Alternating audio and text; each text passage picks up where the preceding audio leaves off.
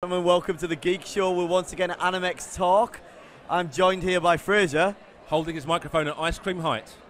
Excellent. As instructed. Yes. And you're from Double Negative. I am indeed, yes. And you worked on an excellent film this year. Yep. World's End. Yes, World's End was the last film I worked on, yeah. So that's what I'm here talking about. How we did the effects in the World's End, the practical and digital effects. Yep. And using practical effects as a basis for digital. Absolutely, and building on what you've done practically and taking it into post-production, yes, that sort of bits. I loved The World's End when I saw it in the cinema. Excellent.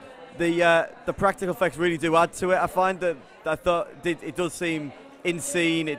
There's not much of a disconnect between when you can tell VFX are happening. Yes, yeah. A lot of places seem to be leaning more towards completely VFX. Yes, yeah. So how did you find? Well, there's a number of things that kind of dictate the choice of the effects that you use, the style of effects that you use. I mean, Edgar Wright loves practical effects anyway. The style of the film and the comedy and the kind of visceral nature of pulling people's heads off, and like their taking heads, and the gloop and the liquid. So just knowing those things, knowing the director's sensibility and the aesthetic of the film, led us to go, that's what we need to do. We need to have the practical effects as the basis for this, and then we're going to augment that with digital.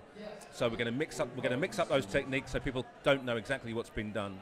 And that's the key, really, is kind of using animatronics, puppets, digital, full CG, mixing those techniques up so no one really knows what's been done, and the seam is not visible. Yeah. It really does seem to be seamless as far as I can see. I didn't spot any bits that seem to jar or anything. Well, that's great, yeah. I mean, and that's the thing, we try and be organic with the effects and shoot elements, so even when people's eyes are glowing, we're using real lights in people's eyes, and where we're compositing those glows on, they're actually real flares that we're shooting on against black drapes. So everything is every element that we use is a real element, as it were, and it's all shot with the lenses that the film's being shot on. So and was that also useful for the actors on set, I assume, to actually have? Yeah, I mean, it's always useful for actors to have, as much as they can in camera, and it's useful for everybody. It's harder to get a performance out of somebody who's standing against a green screen. Yeah. And it's harder to get a performance out of someone who's facing an invisible monster.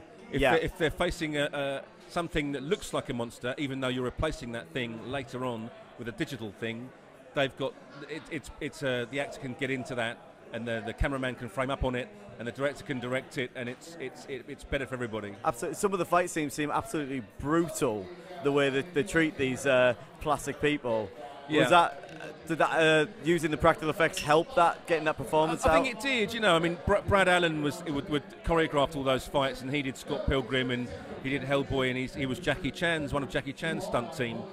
So he choreographs really amazing fights with Edgar, and then I look at the choreography that they do, and I sort of say, how about we have a head come off here, how about we have an arm come off here, and then we'll kind of go through the fights and work out where these things are going to happen.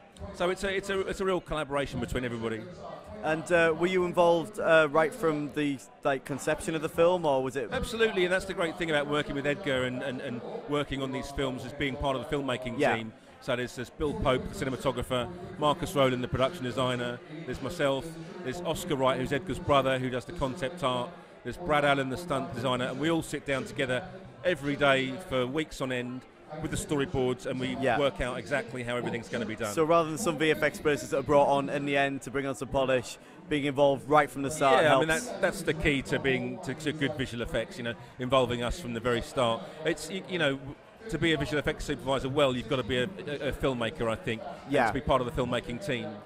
And be right involved with the director, with everyone from the start. It's important. On a film where visual effects are a significant component, it's important. You wouldn't bring your production designer on halfway through the production, so it's important to have us involved from the outset.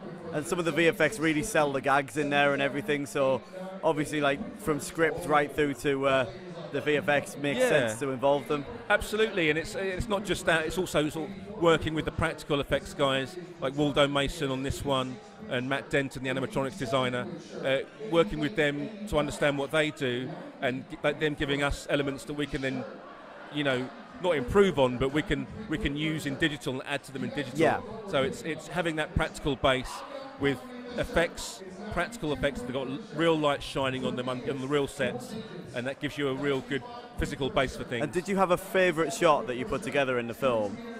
Favourite shot? I love the shots of Martin Freeman and his broken head.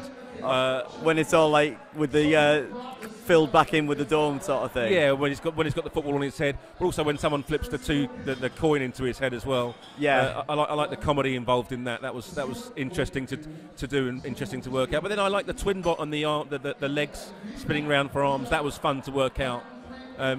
There's some interesting, fun stuff in there. That was a challenge to work out. Definitely. So how would you go about like conceptualizing a shot like the legs for arms spinning around? Well, that was interesting because we knew we worked out that the twins were going to have either one arm and one leg or two legs where their arms should be, and my idea was for those legs to do something completely impossible. So I said, how about one rotates backwards and one rotates forwards? Then I went away, did some previs, showed it to Edgar. He liked that move. Yeah. And so for a lot of the fight, they're actually foam rubber legs.